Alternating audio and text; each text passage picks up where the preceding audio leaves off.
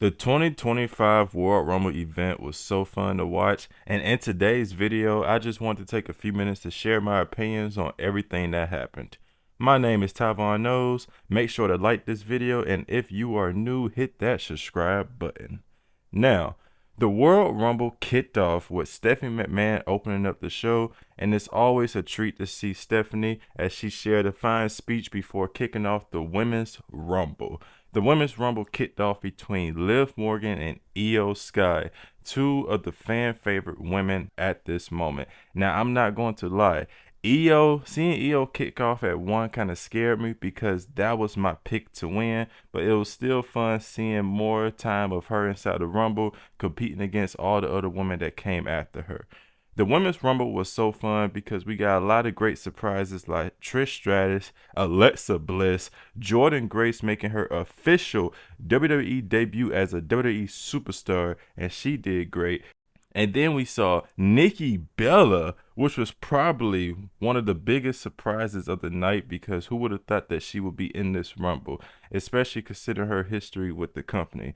And then we got Charlotte Flair. And later on, Charlotte Flair will go on to win the Women's Rumble. And that was probably the first disappointing moment of the night to the fans. And honestly, even I was disappointed with this at first, but then I thought more and more about it. Now, yes, my pick was Io Sky to win. I feel like Io Sky deserved a big moment like this, especially since she's been one of the top women of her division for the past few years. But looking at how Mania could set up two big matches, this may be a hot take, but there's no better person to do it with than Charlotte.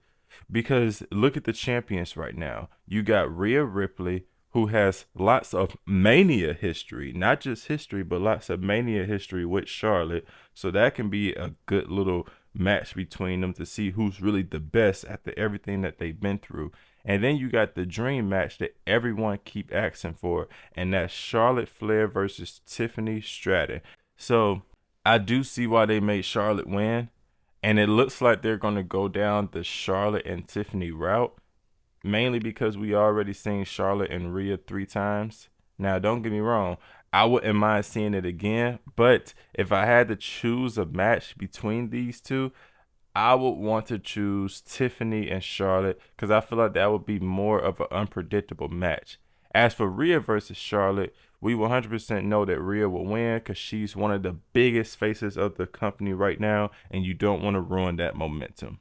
Next, you got the Tag Team Championship match between Motor City Machine Gun and DIY. Now, that was a fun and back and forth match between them two teams. I do like that the match didn't drag on long because let's be real, anytime you watch a Royal Rumble event, you don't want to see other matches drag on for too long because we are only here for the Rumbles, and that's just what it is. So the fact that this match wasn't too long and it was nice, this match gets it up for me. But the only questionable thing for me during this match was the ending.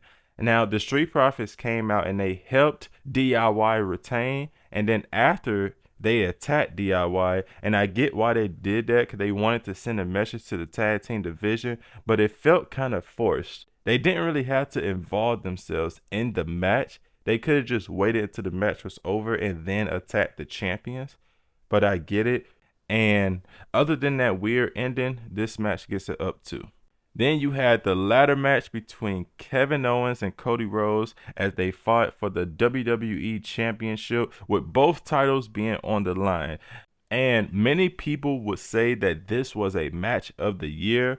So this already gets it up. I love how brutal it was, and I love that we're continuing to get a tease and tease of Homelander Cody. Now, I do love that Cody won because I'm pretty sure it was lots of fans that was hoping that Kevin Owens would win, but I love that Cody won for one reason and one reason only. For the past few months, we have been seeing Cody constantly lose friends because of one thing, and that's him trying to do the right thing as the champion. And we all know that as champion, you must make sacrifices. One of his biggest sacrifices was teaming up with Roman Reigns because he knew that that was for a better cause and a better purpose. But other people didn't really see it that way or feel the same way. And that's what started this whole storyline of is Cody a good friend or not. One of his biggest downfalls was being turned on by Kevin Owens. And as we saw with that promo between him and Punk, Cody is on the edge, and we all love it. Now, we don't know when exactly Cody is going to snap, but we feel it building up. And let's just say that this Homelander Cody storyline is worth the wait. So I'm glad that Cody retained. And now you got the main event, which is the men's World Rumble match. Now, this was the match that everyone was the most excited about, and that's why they saved it for last, because they built this Royal Rumble around being the most stacked Rumble in history. And before I get into this Rumble, I just want to say, as hype as they built this Rumble up, it didn't really fully live up to the hype. But it wasn't a bad Rumble either. Now let's get into it. We kicked off this Rumble with a face-off between Penta and Rey Mysterio. And for people who have watched and followed these two outsiders WWE, you would know that this wasn't their first time facing off in a match. But for WWE fans, this was a treat to get, because we all know that Penta looks up to Rey Mysterio, and you got two of the most popular luchadors, not just in WWE, but you got two of the most popular luchadors in wrestling today going at it. This was very fun to see them, especially since they're both baby faces, so they had much respect for each other in and out of character. One of the first biggest, LOL moments was seeing I Show Speed enter the World Rumble, and they did it in such a great way, because when we saw Tozawa come out, let's be honest, they chose the perfect person to troll us with, because nobody was excited to see Tozawa. I'm sorry. I mean, nobody. So when we saw Carmelo take him out, we was like, oh my God, this is going to set up for someone else. We was hoping for a bigger surprise, and man, it didn't get bigger than I Show Speed. I Show Speed came out because Triple H was like, Speed, go out there. You inside the Rumble. We need someone. And Speed was like, fuck you, me. Such a funny Rumble. And then you heard his song World Cup play. The crowd got so excited. And they came out. He eliminated Otis, which was very, he got an elimination. I didn't even think he was going to get one. He got elimination with Braun Breaker. But then at the end, Braun Breaker showed every single celebrity around the world that watches WWE why you don't want to step in this ring. Because we saw one of the most viral clips from the entire event, and that's Braun Breaker sparing the life out of I Show Speed, and now I Show Speed is on crutches. That's all I'm gonna say. And then after that, we started to see more interesting names come out, like Jacob Fatu, John Cena, Roman Reigns, CM Punk, and the list goes on and on. Punk, Roman, and Cena all staring at each other, and then you saw that timer go off one more time. And when that timer went off, everyone that follows WWE storylines already knew who it was going to be, and that's Seth freaking Rollins. Seth Rollins came out, and he was standing on business. He wasted no time. While everyone else was staring at each other, Seth ran in and immediately started attacking CM Punk while everyone else started fighting.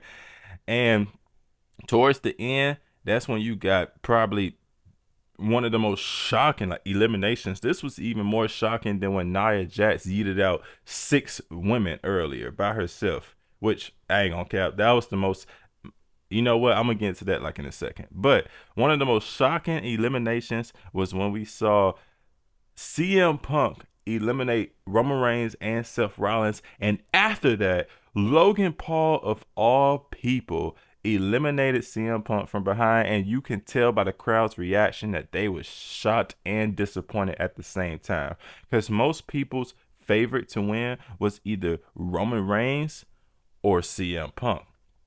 And if they couldn't get Roman or Punk, I would say the third favorite to win was probably John Cena, which was very interesting because after Logan Paul was eliminated, it came down to John Cena and Jey Uso.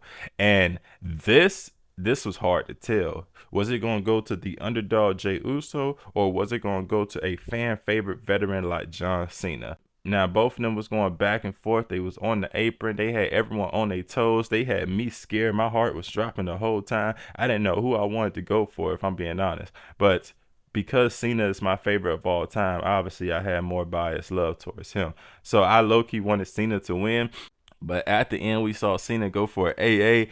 I got excited, but I kind of knew what was going to happen in that moment, because that was kind of a, oh my God, watch out, Cena. He can easily jump back into the ring, and that's exactly what he did. Jey Uso got inside the ring. He pushed John Cena out, and Jey Uso became your World Rumble winner of 2025. And still to this day, fans still don't know how to feel about that. You got a lot of fans that feel like Jay didn't deserve it, and you got a lot of fans that feel like you had too many big megastars in it to have someone like Jay win. Now, let me share my personal opinion on Jay winning.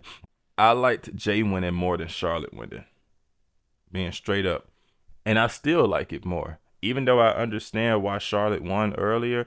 But with Jay, I instantly understood it. Instantly. I didn't even have to think long about it. When you look at the history of World Rumble winners, it's always two types of winners. There's always those underdogs that you want to cheer for and you want to see succeed, or it's always those very predictable, built-up baby faces that wants to go on to have a mania moment. But either way, Jey Uso fits the underdog slot. When main event Jey Uso started to get built up, started to have success, we always wanted to see him do more because we felt like he deserved it. When he won the IC title, then he lost it very shortly. You saw how the crowd reacted. The crowd thought that Jey Uso was screwed, and they wanted him to get treated better. You fast forward to him winning the World Rumble, the biggest career highlight for him so far. And one thing that's kind of confusing to some people is, oh, now Jey Uso being turned on? I thought the people was behind him. Well, I think it's less of people not believing in Jay and more of people just saw that there was better options, which I do understand. When you got people like Seth Rollins, Roman Reigns, CM Punk, Drew McIntyre, John Cena, Jacob, the list goes on and on. When you got people like that in the Rumble, the first person that you're not going to look at is Jey Uso. But my only choice that I want Jay to make, I don't want him to go on to face Cody, because Cody is one of the most protected guys in the company. So you already know that if he faced Cody, Cody is going to retain. And this whole questionable Rumble moment would have been for no reason. I want Jey Uso to choose Gunther because I feel like he has unfinished business with Gunther, first of all. And second of all, Gunther has always made fun of Jey for not being a main event level superstar. They fought 2 times and Gunther has defeated Jey. And that's how you really, really, really build a underdog. A friend once told me that an underdog is someone that you don't expect to win, but you want to see win. And that's the thing with Jey. Jey has failed to defeat Gunther twice, and Gunther puts him down like he's just this lower class superstar. So to go into a Mania match of all stages, facing the world champion who has dominated this underdog twice, and this underdog has came so far as to even winning the World Rumble just to prove himself. And he has the audience behind him each and every week. Each and every week, the audience is saying yeet. They moving their arms. They cheering for Jey. Having the audience behind you while you're going up against a big challenge, it will make the win feel so much better. So that's what I want to see for Jey. And at WrestleMania, it could be night 1 or night 2, it don't matter. But at WrestleMania, Gunther versus Jey. Jey pins Gunther 1, 2, 3. And I just want to see Jey get the biggest pop that he deserves for all the support that he's been getting. With that being said, this Rumble has been fun. And I will honestly give this event a 8 out of 10. I can't wait for Elimination Chamber. I can't wait for WrestleMania. And I can't wait for next year's Rumble. Y'all let me know what y'all felt about this year's World Rumble event. And I will see y'all inside the next video. Make sure to like, subscribe, turn on post notifications. And if you are new, just know that more videos are coming. So you might want to stick around. I love you guys. And I'll see y'all inside the next one. I'm out.